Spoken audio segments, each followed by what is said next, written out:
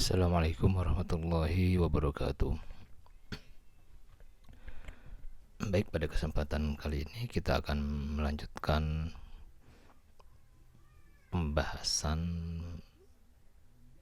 resume dari materi-materi yang dipresentasikan pada minggu ini tentang munasabah Al-Quran. Sudah dijelaskan di sana oleh para pemakalah apa itu munasabah Al-Quran. Saya di sini hanya memberi tambahan-tambahan saja tentang pengayaan materi tentang munasabah Al-Quran. Mungkin perlu beberapa pertanyaan ini saya sampaikan. Pernahkah kita membaca Al-Quran ketika kita membaca antara ayat 1 dengan ayat berikutnya itu tidak ada hubungan, ayat 25 dan 26 misalnya kok nggak nyambung, yang satu bicara tentang Bani Israel lalu kemudian ayat berikutnya bicara tentang zakat misalnya, seperti itu. Kok rasanya nggak nyambung? Atau pernahkah kita berpikir bahwa susunan ayat-ayat dalam Al-Quran tidak berurutan? Ya, urutannya sepertinya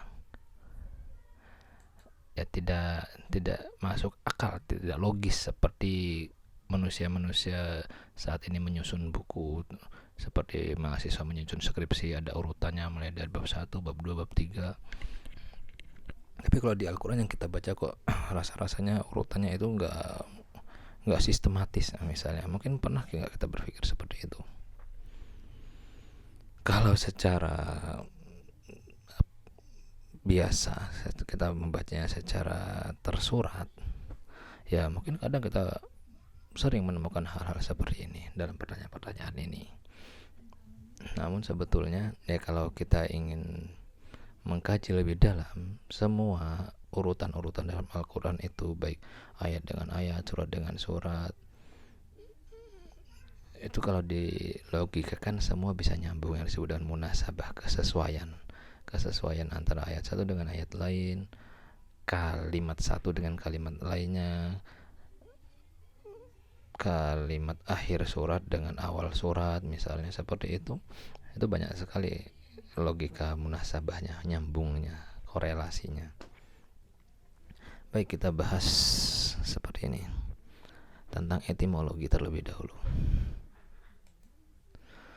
Munasabah Al-Quran juga kalau dalam bahasa linguistik itu disebut dengan relasi sintakmatik, hubungan antar satu, relasi sintakmatik ini hubungan antar satu huruf dengan huruf lainnya dalam satu kata, atau hubungan antara satu kata dengan kata lainnya dalam satu kalimat, hubungan satu kalimat dengan kalimat lainnya dalam satu paragraf, ya, misalnya itu. Nah, Al-Quran pun sama demikian, mulai dari ayat 1, ayat 2, surat 1, surat 2 itu ada relasi sintakmatiknya atau munasabahnya yang seperti sudah dijelaskan oleh kelompok tadi pada makalah ini tentang alaqah. Etimologinya munasabah itu berasal dari bahasa alaqah, artinya korelasi atau rubtun atau ikatan, pertalian atau relasi. Kalau secara terminologi, munasabah Al-Quran itu adalah hubungan antar kata dengan kata dalam kalimat, atau kalimat dengan kalimat lainnya dalam satu ayat, atau satu ayat dengan ayat lainnya dalam beberapa ayat, atau antara satu surat dengan surat lainnya. Itu ada hubungan saling keterpautan, maknanya utuh, tidak ada istilah tidak nyambung. Kalaupun memang secara tersurat kita menyaksikannya kok tidak nyambung, merasakan tidak nyambung maknanya, ya berarti yang masalah adalah di kepala kita. Karena Allah zat yang maha agung, maha alim, al-alim, yang maha pintar, itu tidak mungkin membuat sesuatu yang tidak nyambung. Logikanya begini saja. Kita mungkin bisa melihat seorang mahasiswa, secara sederhana lah mahasiswa saja contohnya, nggak usah jauh-jauh. Mahasiswa ketika dibimbing oleh dosennya membuat skripsi itu pasti urutannya sangat logis sekali, mulai dari bab 1 pendahuluan, bab 2 tentang teorinya, bab 3 tentang analisisnya, bab 4 kesimpulannya, itu urutannya sangat logis sekali. Itu dalam bab skripsi saja, dalam contoh skripsi. Allah menciptakan otak manusia, entah itu dosennya, entah itu mahasiswanya yang menyusun skripsi itu selogis itu. Apalagi Allah yang menciptakan segalanya. Nggak mungkin kalau yang Allah ciptakan artinya kalam Allah yang tersusun dalam satu mushaf yang kita punya saat ini, yang sudah dihafal oleh jutaan umat manusia, itu nggak mungkin sekali kalau dikatakan isinya tidak nyambung, tidak logis alurnya, munasabahnya.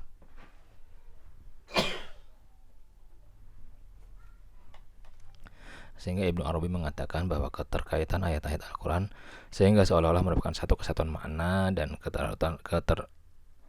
keteraturan redaksi. Ini kalau Ibnu Arabi ketika mendefinisikan tentang munasabah Al-Quran. Baik, kalau dalam makalah sudah sering dijelaskan bahwa akhir ayat, misalnya akhir ayat surat Ar-Rahman dengan surat Al-Waqiah itu nyambung, akhir ayat surat Al-Baqarah dengan awal surat Al-Imran itu nyambung. Biasanya kan seperti itu. Di sini saya akan memberi contoh munasabah Al-Quran dari berbagai sisi. Munasabah akhir ayat surat pertama dan akhir ayat surat terakhir. Bukan akhir ayat surat pertama dengan awal surat berikutnya, bukan, tapi ini akhir ayat surat pertama dengan akhir ayat surat terakhir. Itu ternyata kalau di logika kan nyambung. Contoh, Siratal ladzina an'amta 'alaihim ghairil maghdubi 'alaihim waladdallin. Ini adalah ayat terakhir dari surat pertama Al-Fatihah. Kemudian binal jinnati wan nas, ini ayat terakhir dari surat terakhir. Ini kan yang dikatakan jalan mereka yang telah engkau beri nikmat kepada mereka, bukan jalan mereka yang dimurkai, bukan pula jalan mereka yang sesat. Siapa waladhdallin, ini orang-orang yang sesat ini siapa yang sesat ini? Makanya di sini tidak dikatakan manusia, tapi yang mereka yang sesat itu, atau yang diberi nikmat itu siapa, yang sesat itu siapa? Itu bisa terdiri dari jin, bisa terdiri dari manusia. Kan kita sudah mengetahui bahwa misalnya jin itu ada yang baik, ada yang muslim, ada yang non muslim. Manusia juga ada yang muslim, ada yang non muslim.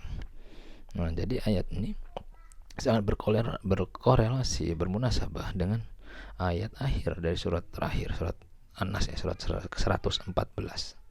Sangat berkorelasi. Jadi ini tidak hanya terkait dengan manusia saja. Mereka yang dibenci ini bukan hanya manusia saja. Yang tersesat ini ad-dallin, ini kan mereka yang tersesat itu enggak hanya manusia saja yang masuk neraka, itu enggak. Dari jin dan manusia. Makanya Nabi Muhammad itu disebut dengan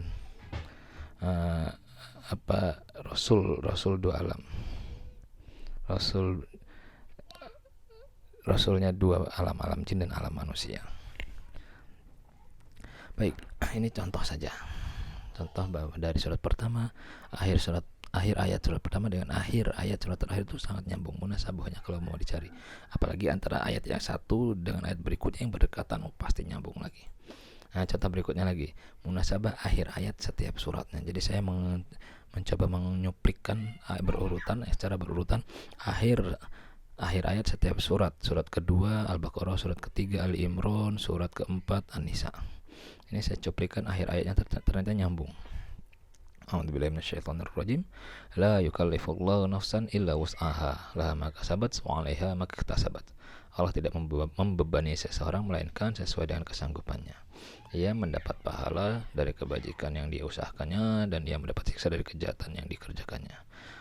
Lalu ayat terakhir surat berikutnya, ya ayyuhalladzina amanu sabiru wasabiru warabitu wattaqullaha la'allakum tuflihun. Jadi yang ayat akhir surat Al-Baqarah berbicara tentang bahwasanya Allah tidak membebani seseorang melainkan sesuai dengan kemampuannya. Akhir surat berikutnya Ali Imran ayat 200 menceritakan bahwa kalau orang yang, intinya kita diminta untuk bersabar. Ini bicara tentang beban manusia. Allah tidak akan membebani sesuai dengan kesanggupannya. Akhir ayat di surat berikutnya berbicara tentang kesabaran. Ini kan nyambung. Juga akhir ayat di surat berikutnya An-Nisa, yastaftuna qulillahu yuftikum fil kalalah. Ini merunung halaka laysa lahu walad. Nah, ini juga ada kaitannya dengan kesabaran juga, musibah juga. Mereka meminta fatwa kepada Muhammad tentang kalalah. Kalalah itu siapa?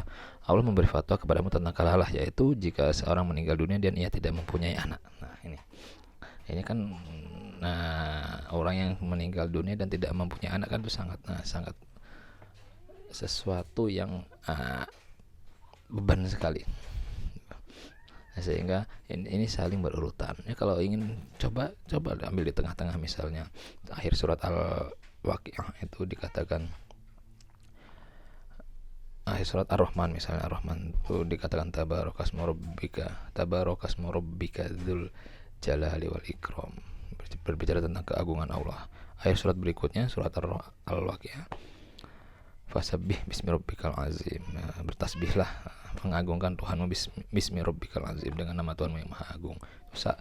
Akhir ayat sama-sama bicara tentang keagungan Allah, berikutnya pun sama. Jadi kalau ingin disambung-sambungkan, bisa saling bermunasabah semua gitu. Baik, itu tambahan saya tentang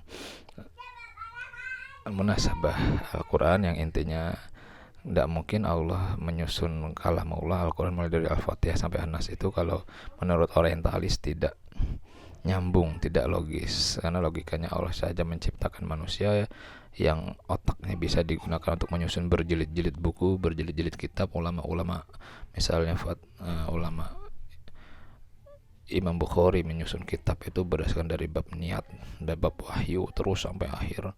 Ulama-ulama yang menyusun kitab fikih sampai berjilid-jilid, alurnya logis.